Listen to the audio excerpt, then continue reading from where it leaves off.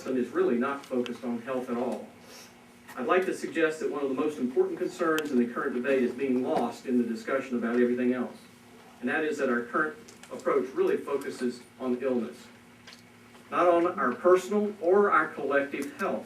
We need to realign the incentives in healthcare and in many other areas of our community work towards achieving improved health, living longer and living better. We need to equip our children with healthy values and demand from our healthcare providers prevention and promotion. Health insurance does not currently add value to the process of seeking health care. It does not add value in seeking health.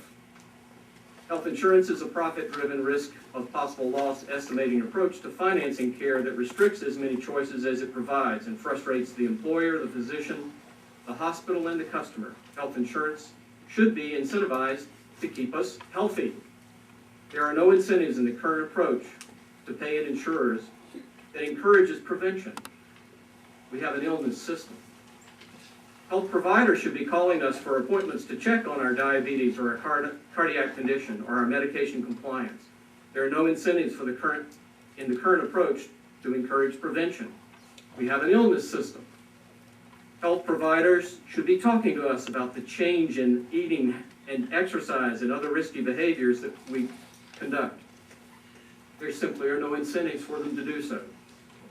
Medical and health-related professional schools, like the one we're sitting in, must revise our curriculum to facilitate care for healthy populations as well as those that are sick and ill and who are approaching death, all of which is part of human life.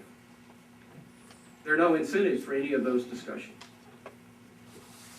Our elected officials, I believe, should avoid taking popular positions simply to be reelected and positively participate in the difficult decisions that will create better futures for our collective children, our grandchildren, and our neighbors.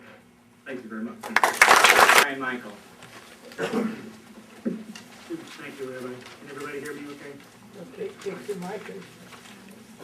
Good afternoon. My name is Brian Michael. I used to be a doctor. Now I'm a healthcare provider. Seriously, I've been totally immersed in the science and practice of medicine since 1970. Whatever comments and opinions I express are totally and solely mine. They do not reflect the position of the Wichita Clinic, the KU School of Medicine, the University of Connecticut School of Medicine, Boston University School of Medicine, Harvard Medical School, Tufts New England Medical Center, or any other institution that I've ever been affiliated with in my life. So Rabbi Reber has asked me to describe, from my perspective, as a physician, what is wrong with our medical system. Later on, I hope to provide some proposed cures for what ails our system. I look at this task as somewhat akin to reading War and Peace by the light of a single flashbulb, but I'll give it a try. My observations and opinions are the result of treating, studying, and caring for sick people. That's what Dr. Bradham was speaking about for the last 39 years. During those 39 years, I've paid attention to and studied the changes in healthcare delivery that have engulfed me along with the medical profession. I'd like to share some of my personal experiences with you in the hope that this may help you better understand the issues that we all share at stake in the current healthcare debate and how the outcome of this debate will affect all of you. I'm a clinical endocrinologist. That means if you need to see me professionally, you're sick. I do not care for healthy people. I treat sick people. The most common, but certainly not the only disease I treat is diabetes. Government experts who are not physicians tell me that I spend entirely too much money doing my job. Government statistics tell me that diabetes and its associated illnesses are the single most expensive disease states treated by our healthcare system. In government speak, diabetes is a major cost driver. Other major cost drivers are cardiovascular disease, chronic lung disease, cancer, and psychiatric illness. About 80% of our total healthcare bill is devoted to caring for these chronic diseases. When I began my career, Medicare was a fairly new program. The CAT scan had not been invented. The MRI was not even dreamed of. Coronary bypass surgery was barely in its infancy. I already told you I'm an endocrinologist. I'll share with you that I'm also a medical antique.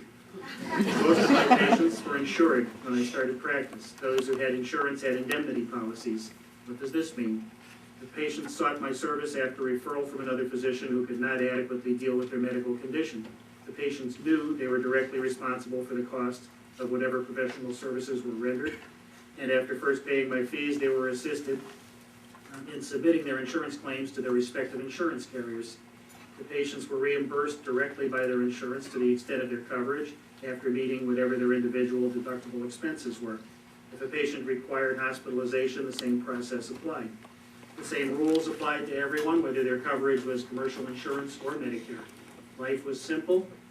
My entire office staff consisted of one nurse and two clerical employees who answered the phone, scheduled appointments, typed dictated office notes, and handled all office business transactions. I shared the cost of these employees with another physician.